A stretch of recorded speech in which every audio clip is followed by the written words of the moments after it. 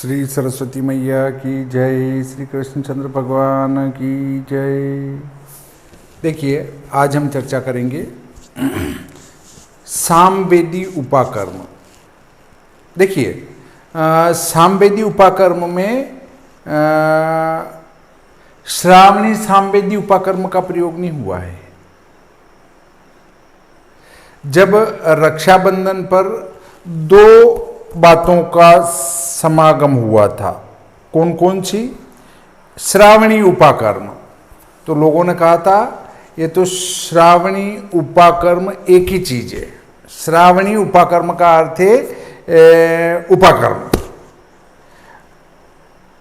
उनको कई बार समझाया गया कि श्रावणी रक्षाबंधन के लिए प्रयुक्त है, उपाकर्म अलग बिंदु है। परंतु इसकी व्याख्या करने वाले लोगों ने श्रावणी और उपाकर्म एक करके श्रावणी का अर्थ करा। उपाकर्म के समय जो है गुरु जी रक्षा सूत्र बांधते हैं, उसको कहते हैं। और ये जो रक्षाबंधन किया जाता है ना, ये रक्षाबंधन तो अलग है। और रक्षाबंधन किसने किसके किया था? वो तो रक्षा पोटली बांधी जाती है। भाई बहनों का त्योहार ये कैसे हो गया? अन्य अन्य बातें हुई थी। तो ब्राह्मण यजमान के रक्षा सूत्र बांधता है, गुरु अपने शिष्य के रक्षा सूत्र बांधता है। ऐसे लोगों को भ्रमित किया गया था। वही जो रक्षा पोटली इंद्रदेव के बांधी गई थी शची के द्वारा, तो कालांतर में उसको बदलते बदलते बहन ने भी सोचा कि जब इंद्राणी अपने पति के रक्षा पोटली बांधकर रक्षा कर सकती है, तो मैं अपने भाई को रक्षा पोटली बांधकर उसकी रक्षा के लिए क्यों न कामना कर सकती हूं। और इसीलिए उस रक्षा पोटली को बहनों ने अपने भाई के बांधना चालू कर दिया और ब्राह्मणों ने अपने यजमानों को बांधना चालू कर दिया। गुरु ने अपने शिष्य के रक्षा पोटली बांधना, वो रक्षा सूत्र बांधा जाता है गुरु के द्वारा ये अपने शिष्य को। परंतु यहाँ पर रक्षा पोटलिका ने अपना रूप बदलकर सुंदर राखी का रूप ले लिया। बात वो ही है, परंतु कालांतर में उसको बदल दिया गया, बदल गई वो सुविधा की दृष्टि से कि कौन पोटलिका का निर्माण करे न फिर बांधे न, उसकी जगह रेडी बनी हुई राखी है उसको बांध दिया जाता है। परंतु लोगों ने इसको विभिन्न प्रकार से परिभाषित कर करके और रक्षाबंधन को 2 दिन कर डाला। अब ऐसे ही देखिए, यहाँ सामवेदी उपाकर्म स्पष्ट रूप से आया है। संवत 2080 शक 1945 भाद्रपद शुक्ल पक्ष का हस्त नक्षत्र इसमें लिया जाता है। हस्त नक्षत्र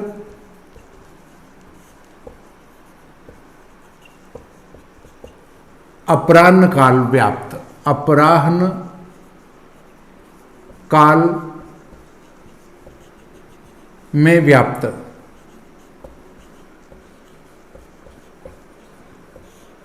देखिए,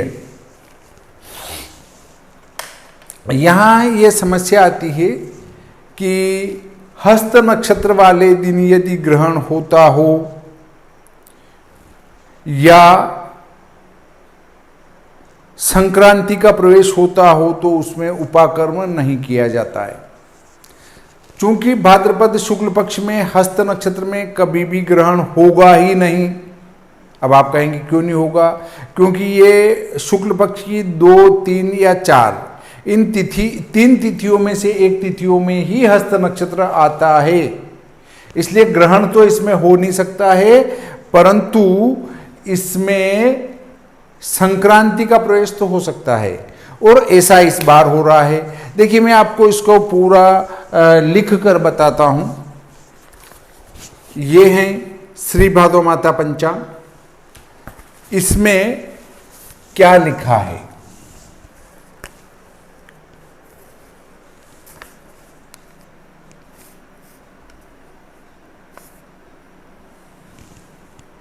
एकम शनिवार,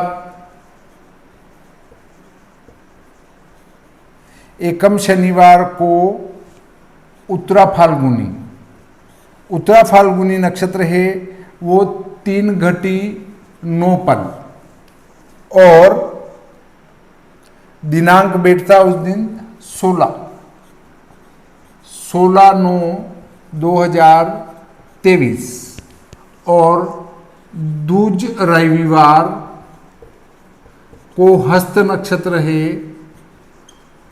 वो 9 घटी 13 पल, दिनांक 17/9/2023। इस दिन संक्रांति प्रवेश होगी। संक्रांति कौन सी?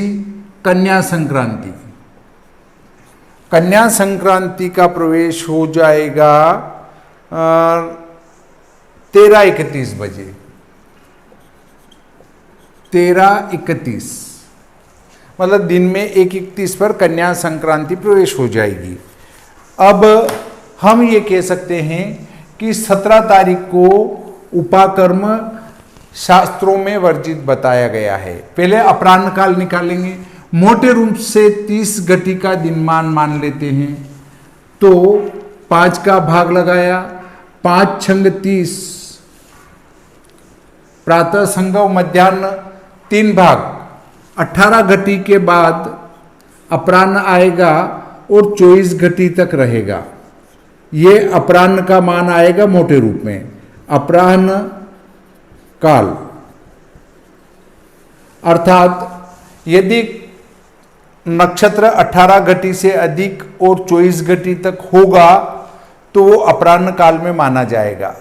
यहां पर हस्त नक्षत्र 9 घटी 13 पल है जो कि 18 घटी से कम है, इसलिए अपराह्न काल में नहीं है और इस दिन संक्रांति का प्रवेश भी हो रहा है। इससे 17 सितंबर द्वितीय रविवार को ये आप सामवेदी उपाकर्म कतई नहीं कर सकते हैं।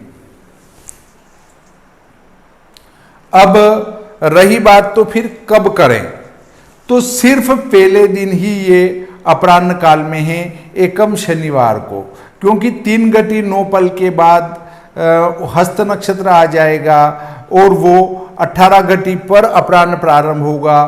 तो अपराह्न व्यापी हस्त नक्षत्र एकम शनिवार 16 सितंबर 2023 को हैं। इससे सामवेदियों को उपाकर्म एकम शनिवार 16 सितंबर 2023 को करना चाहिए, यही शास्त्रोक्त हैं। रतलाम से श्री संजय जी का फोन आया था, उन्होंने बताया कि आप इसके ऊपर एक स्पष्ट निर्णय दें कि उपाकर्म कब होगा। देखिए, ऐसी स्थिति को देखते हुए यदि हमें यहाँ कोई शंका होती हो तो इसका गौण काल भी लिया जा सकता है। इसका गौण काल है श्रावण शुक्ल पक्ष में हस्त नक्षत्र और उसके बाद दूसरा गौण काल है इसका श्रावण शुक्ल पूर्णिमा। गौण काल में भी हम इसका उपाकर्म कर सकते हैं, परंतु चूंकि अगर हमने उपाकर्म अभी तक नहीं किया है, सामवेदियों ने अगर उपाकर्म अभी तक नहीं किया है तो अब वो हस्त नक्षत्र भी निकल चुका है और श्रावण शुक्ल की पूर्णिमा भी निकल चुकी है, दोनों गौण काल निकल चुके हैं। अब हमारे पास एक ही समय बचा है, वो है अपराह्न में व्याप्त हस्त नक्षत्र 16 सितंबर को। देखिए, एक बात और बताता हूँ, जब मैंने पूर्व में वीडियो बनाया था तब मैंने बताया था कि चूंकि वहाँ संक्रांति का प्रवेश हो जाएगा, इससे सामवेदी उपाकर्म भी श्रावण शुक्ल की पूर्णिमा को ही कर लें, वो इसका गौण काल है, उसमें उपाकर्म किया जा सकता है, परंतु वेदारंभ यहीं से करने के शास्त्र में निर्देश प्राप्त होते हैं। अब चूंकि अगर आपने इसके गौण काल में उपाकर्म नहीं किया है, इसलिए आपको उपाकर्म एकम शनिवार, भाद्रपद शुक्ल पक्ष एकम शनिवार को 16/9/2023 को ही उपाकर्म करना पड़ेगा। और इस सामवेदी उपाकर्म का मुख्य काल है वो अपराह्न बताया गया है। दूसरे का जो उपाकर्म काल हैं वो अलग हैं। इससे हम यहाँ उपाकर्म न करते हुए यहाँ उपाकर्म करेंगे। आपकी सभी की शंका का समाधान शायद हो चुका होगा। यदि कोई जिद करे कि नहीं ये तो इस दिन हो ही नहीं सकता है, इसी दिन करना पड़ेगा, उदिया सकला गेया वाला के कर लोगों को गुमराह किया जा सकता है, तो उदिया सकला गेया और त्रिमुहूर्त वाली बात यहाँ नहीं चलेगी। यहाँ हस्त नक्षत्र 3 मुहूर्त से अधिक हैं, इसलिए उसको पूरा दिन मान लिया जाए, ऐसा तर्क यहाँ नहीं चलेगा, क्योंकि उसमें कर्मकाल स्पष्ट रूप से अपराह्न बताया गया है और शास्त्र का स्पष्ट निर्देश है कि हस्त नक्षत्र अपराह्न व्यापी होना चाहिए।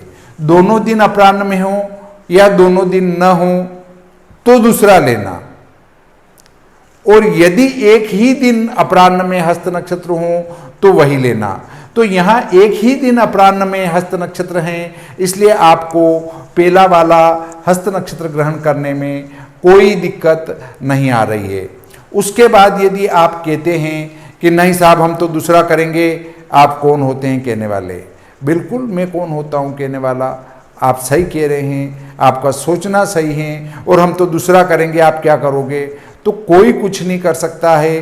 भारत स्वतंत्र हैं और सभी जिस दिन चाहें उस दिन उपाकर्म कर सकते हैं, किसी को कोई नहीं रोक सकता है। इसलिए आप निसंकोच होकर जो चाहता है मैं पहले दिन उपाकर्म करूं वो पहले दिन करे, और जो चाहता है नहीं मैं तो दूसरे दिन करूंगा तो वो दूसरे दिन भी उपाकर्म कर सकता है। परंतु शास्त्र का जो स्पष्ट निर्देश है और शास्त्रीय मत जो हैं, और हम अगर शास्त्र सम्मत उपाकर्म करना चाहते हैं तो वो पहले वाला 16 सितंबर ही हैं, जो सभी के लिए सामवेदियों के लिए उपयुक्त कर्म का काल हैं, उपयुक्त कर्म का नक्षत्र हैं, उपयुक्त कर्म की तिथि हैं। आप कहेंगे कि आप उपयुक्त कर्म की तिथि कैसे कह रहे हैं? तिथि इसलिए कह रहे हैं क्योंकि उसी दिन हस्त नक्षत्र अपराह्न व्यापी हैं, इसलिए प्रतिपदा ही कही जाएगी उस दिन, और प्रतिपदा ही उपयुक्त काल है। क्यों है? क्योंकि नक्षत्र हस्त उस समय है, तिथि से इसका कोई संबंध नहीं है। हस्त नक्षत्र अपराह्न व्यापी होना चाहिए। शायद समाधान हुआ होगा। ये प्रकरण यहीं समाप्त करते हैं। श्री सरस्वती मैया की जय, श्री कृष्णचंद्र भगवान की जय।